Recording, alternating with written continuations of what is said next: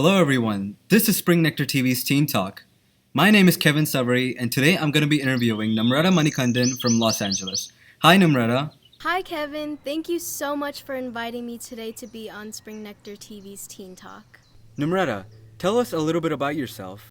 So where do I start? Well, first of all, I'm 14 years old and I am a freshman this year, so I've just started high school and I currently go to Valencia High School. How are you involving yourself in school? So in school, I'm a part of two academic programs. One is our Valtech program, which is our technology program, and then I'm a part of our IB program, which is our interbachelorette, which allows me to take higher and more advanced level classes to fit my work ethic and my learning style.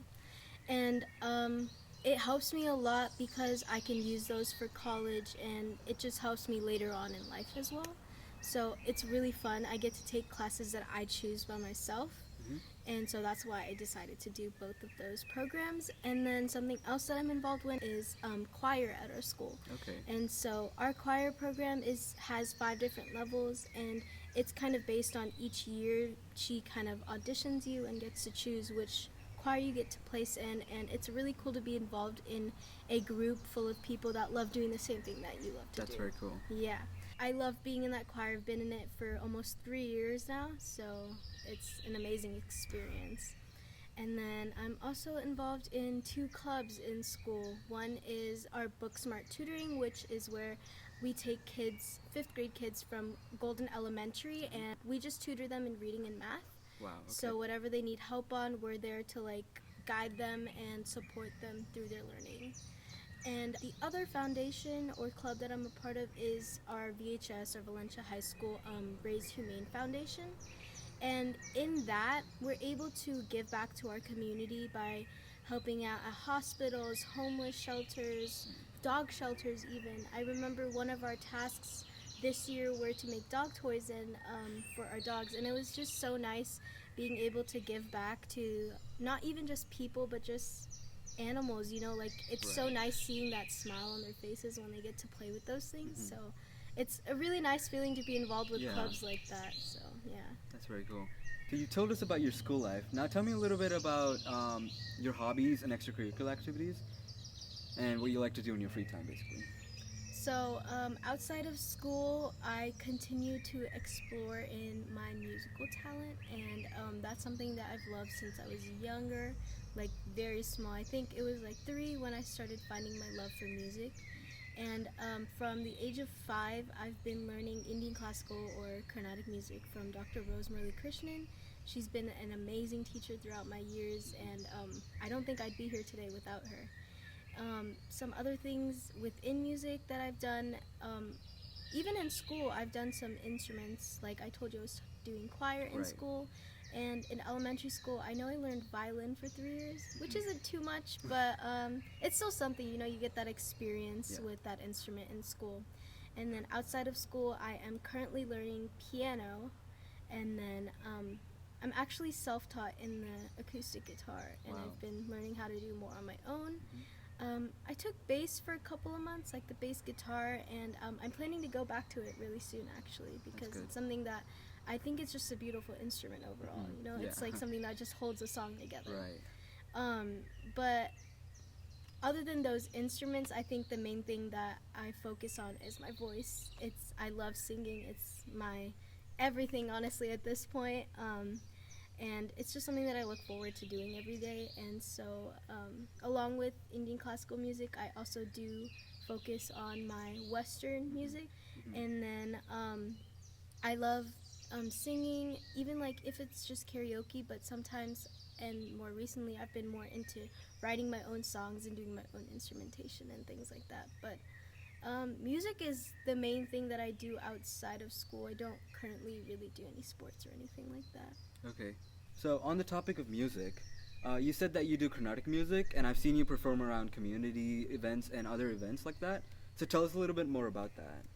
So as I was saying, I've started from a young age of 5, but I don't think I really found my love for Carnatic music until around the age of 10 or 11, where I was introduced into doing a junior recital or a solo concert for Indian classical music.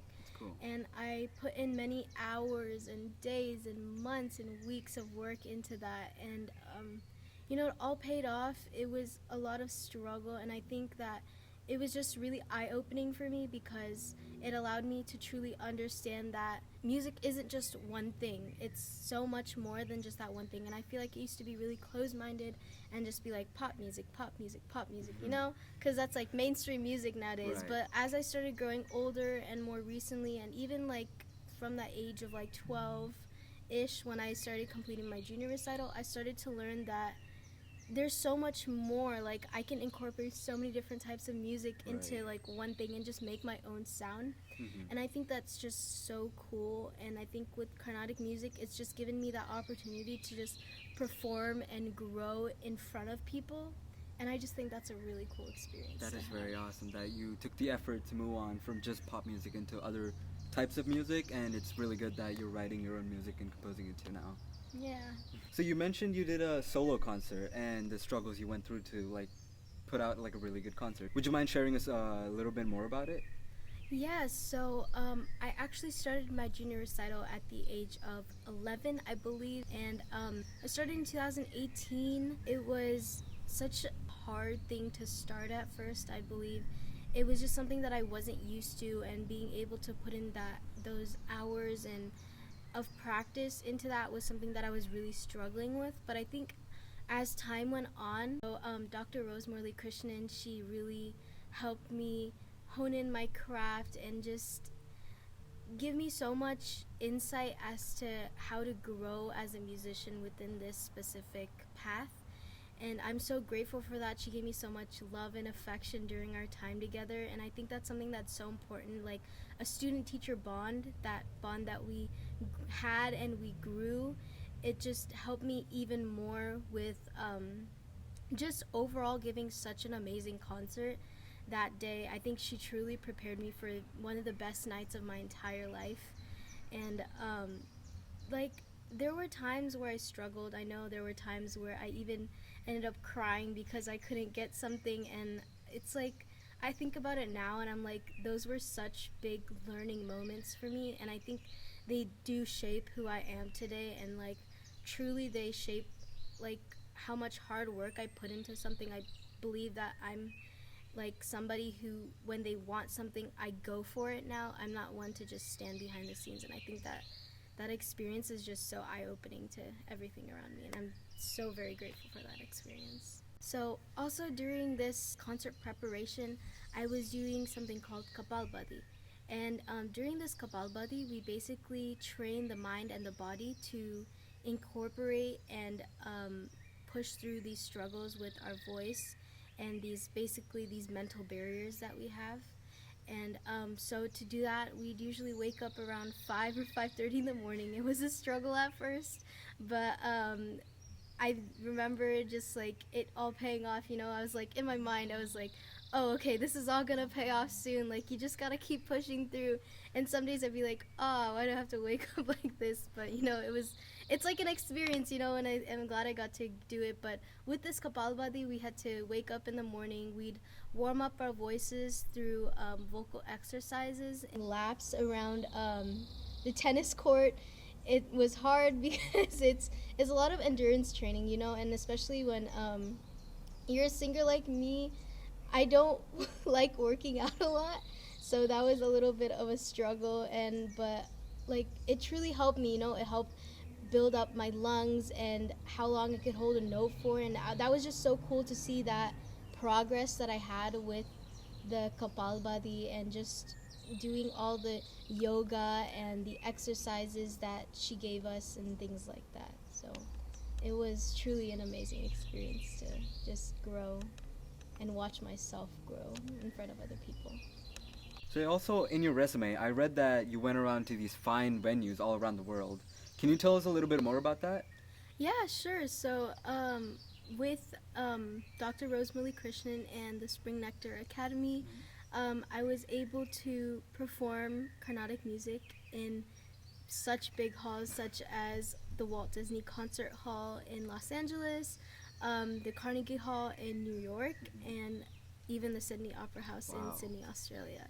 and those were very amazing opportunities. You know, it brings me so much joy just to be able to say that I've been able to go and have experiences like that. And so Walt Disney was the first one that we did, and I just remember the hall was humongous, especially to me. I was a little bit younger, but like I remember just the hall being so huge, and my heart was pounding, you know. I was just like so nervous for it being such a big performance, my first time doing such a huge performance. Right. Even if it were with a group, it's like you still get that feeling. Yeah, right? It's a very prestigious location. So. Exactly. It's like you want to do your absolute best in a location like that. And, you know, we ended up getting gold, and we moved on to Carnegie Hall. And being able to have that experience to go to New York, that's just mind-blowing to me. Like, being able to travel and do what you love, like, that's the best part about this, right? Like, you get to just show your craft and do what you love and show it to other people. And especially being somebody who loves Carnatic music, I think that's so important that we get to show our practices and our musicality to people around the world, so that they get to experience the same stuff as us.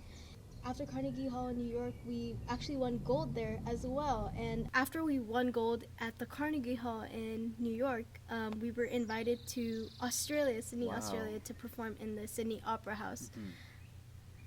Mind-blowing. Still can't believe it. There's no other words to say other than mind-blowing, honestly. Like, it's just a totally otherworldly experience to be able to perform in that hall and have that stage for our group, for our academy, and to be able to represent ourselves in that way.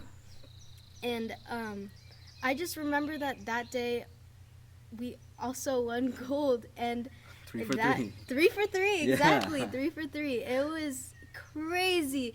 Our whole group just stood up crying and laughing and hugging each other. It was just, it's like, what more can you ask for in that moment, you know? Like, it's the best feeling in the world. That, like, just being able to know that people enjoyed that, and then they're like, okay, wow, this is a one-of-a-kind type of group out there. And, that's really all I can say about that. Okay, now that we heard about the Carnatic side of music, what about your Western side of music? Tell us a little bit more about that. Yeah, so about my Western music, I think that's where my love for music kind of sparked. I grew up listening to people like Adele and Demi Lovato and Jessie J, and, you know, they're all huge inspirations to me. Even male artists such as Bruno Mars and Maroon 5 were such inspirations to me growing up. People that I loved listening to on the radio and just jamming out to all the time. And, you know, they kind of just, like, kindled that fire and that love for music that I have now. And I think as an artist, I love taking from little things from little people and kind of just creating my own blend of stuff.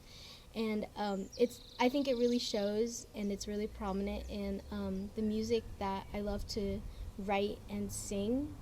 And with my songwriting, I've yet to be able to professionally produce a song yet, but recently, especially being at home a lot in quarantine, I've just been kind of stuck at home, and, you know, it just leaves a lot of time for me to think and to write and to just kind of keep things and put emotions that I feel into words and put it into something that I love.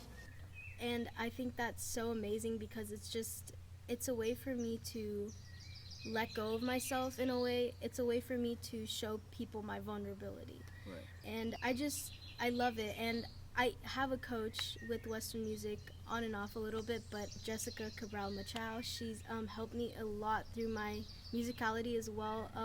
So I have what they call more of a belting voice, and that's where I have a stronger voice when I sing. It's not as quiet as a lot of people. So if you listen to people like Adele and Demi Lovato, they have very big and very projectile voices where you could just hear them like sing their hearts out. And that's the kind of voice that I have, and I think that my coach has really helped me just take that power that I have inside of me, as well as Dr. Muralikrishnan as well. Right. They've both kind of had this like impact on me, being able to take in all of my power and just show it out, Yes. right? Yeah. So, yeah, I guess there's not much in Western music, but it's something that I truly hope to grow in and do more in over time. Of course, yeah, definitely. So you told us that you're trying to achieve big in Carnatic music and Western music in America. I heard there's so much stress about being the first gen Desi American, and there's so many struggles here. Tell us a little bit more about that. Yeah, so both of my parents are from South India and they came here obviously, and I was born and raised here, and I think being a Desi American is very, especially first generation, is very hard to kind of accustom yourself because your parents are kind of new to this area and they're trying to give you the best life possible. And I think also with having Indian parents, sometimes it's always like studies come first. Mm-hmm. So I think that kind of affected my music in my earlier ages, where studies is obviously still a very important thing to me now. But when I was younger, it was pushed a little bit more heavily on me.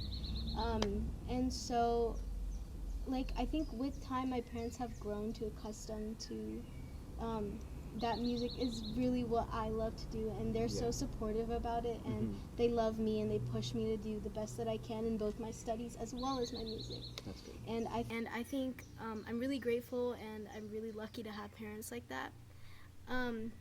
With more struggles, I think it comes to within the industry itself.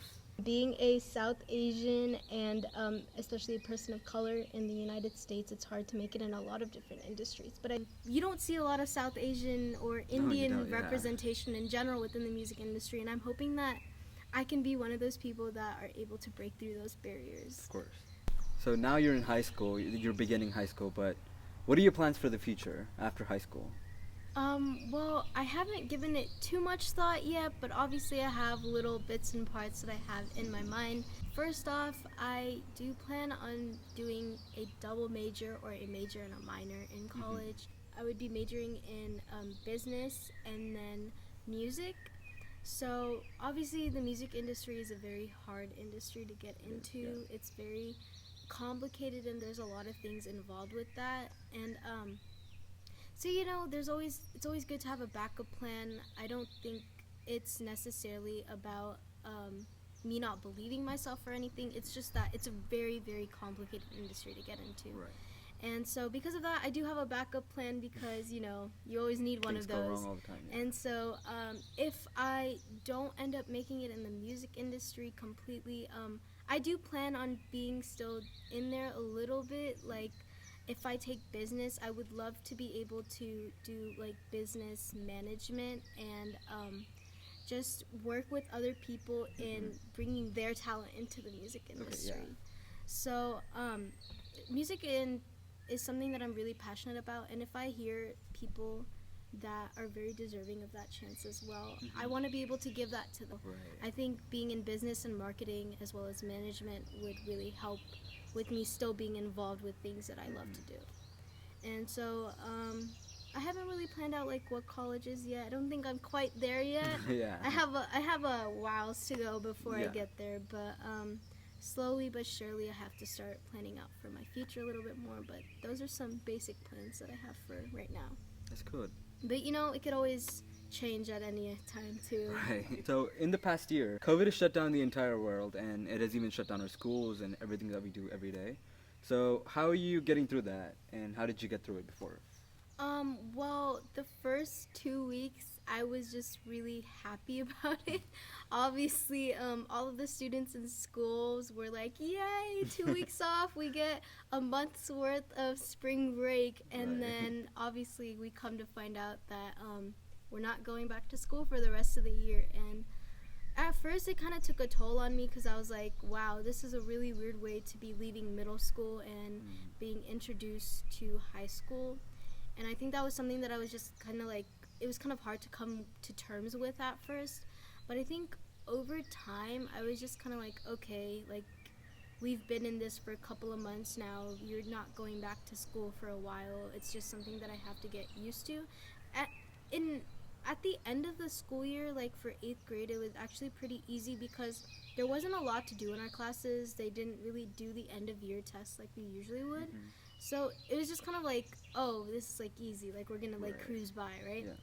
And then summer hit, and there was nothing to do anymore. We couldn't go out. We couldn't hang out with our Yeah. friends. It was just kind of just stuck at home with your family. Don't get me wrong, my family's great, but after a while, it You can only starts do to that for so long. it Yeah. starts to drive you a little crazy, and so it was just really hard, just like being at home all the time. And although like you think it's so like, oh my god, it's so much fun, it really takes a toll on you physically and mentally, like both your mental health as well.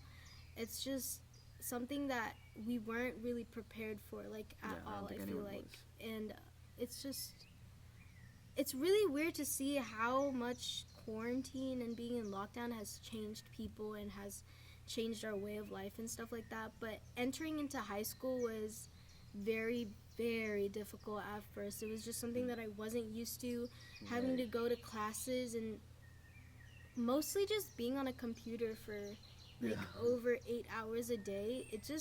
It's a lot. Sometimes I go to bed with just like these huge headaches, and it's just True. Yeah. it's like I can't do this anymore, but obviously you have to get up and do it all over Yeah. again. So that's why I feel like weekends and breaks and just taking like mental health checks are really important. They are. Yeah. Just kind of like taking a step back from your work sometimes. So I like to do this thing where it's like, if it's past 11 o'clock, I don't do my homework anymore. Like even Okay. if I have it, I'm like, okay, you need to stop, or you need to at least take a break and then get back to Yeah. it. Homework comes and goes, but Exactly. yeah, like health doesn't. exactly, 100%. And I think that's so important to do that. Like, cause I don't know, it's just a really weird situation that we've been put in, and we all have to just find our way to navigate our way through it and just find what makes us most comfortable and what Very is gonna true. help us complete the most that we can in being in quarantine. Yeah. But obviously now we've started getting good news about the Yeah. vaccine coming out in May. Even if it's just for adults, obviously soon it'll be coming for us Everyone, teenagers and kids soon as well. And I'm hoping I get to start high school like officially as a sophomore at least, and just overall have a great year and have a great high school experience. And I'm so excited to just be able to possibly spend the summer finally with all of my friends and just be able to enjoy it like I normally would. Yeah. Thank you, Namrata, again for joining us here on our Teen Talk segment. You were a wonderful guest for our segment here today. We wish you all the best for your future endeavors, and we hope to see you again soon. Thank you so much, Kevin, for bringing me in today, and a special thanks to SpringNectar TV for allowing me to be here in this seat today. I had an amazing time, a lot of fun. It would actually be so much fun to be a host for this, like Yeah, for being sure. able to talk to so many new people. Yeah, I could have put in a good word for you. Thank you. Wasn't that an amazing segment that we had with Namrata right now? So every week we're going to be bringing you some outstanding teens with their great experiences to share with us. So stay tuned to our Teen Talk segment on SpringNectar TV. This is Kevin Savari signing off from Teen Talk.